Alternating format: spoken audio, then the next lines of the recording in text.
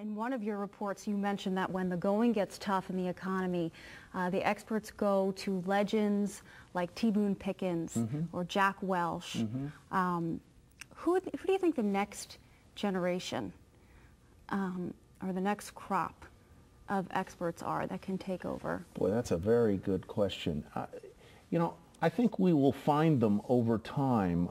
I listen most closely probably to a guy who was born in Montclair, New Jersey, Jack Bogle. He was the man who founded the Vanguard Group.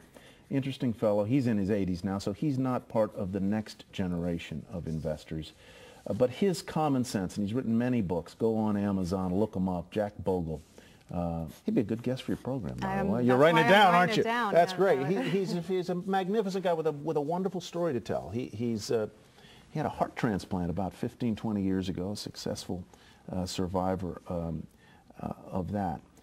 There are young guys. There's Stephen Cohen, who's a young guy who's a hedge fund manager. A lot of the great who's a hedge fund manager who has done very, very well.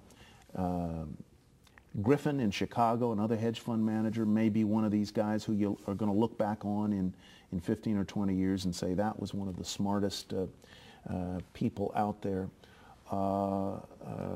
Eddie Lampert, who again was a hedge fund manager and a young fellow, was widely thought to be the next Buffett. But the history is littered with people who were called the next Buffett, and he went wrong when he bought Sears and Kmart. And those two big holdings have not performed for him the way people thought, the way a lot of people thought, because he'd done a magnificent job. He may come back. You know, Buffett didn't get everything right either.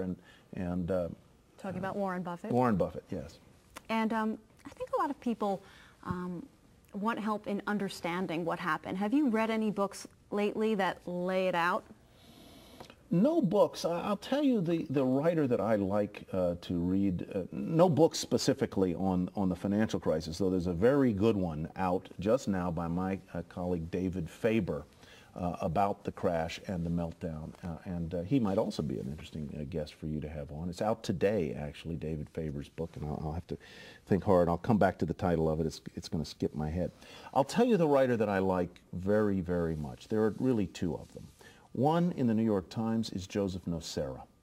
Joe Nocera has been a financial journalist for many, many years, and his column appears generally on Saturdays, sometimes on Sundays. He's a very, very good A, writer, and B, questioner. He's a smart, smart guy. I like him a lot. I like Michael Lewis. He wrote a book years ago called Liar's Poker, which was a book about being a trader. I believe it was at Solomon Brothers, but don't quote me on that. And Michael, It's on the record. It's on the record. Michael Lewis is a very gifted writer and a smart guy with real range as a writer. He writes about finance, and brilliantly he was writing most especially for Portfolio magazine, which alas has folded. It was a Condé Nast magazine. So if you're looking for real investment wisdom, I'll add another one in there. In the Wall Street Journal, there's a columnist named Jason Zweig, Z-W-E-I-G, former colleague of mine at Money Magazine, and he is a really good, smart guy. You want wisdom?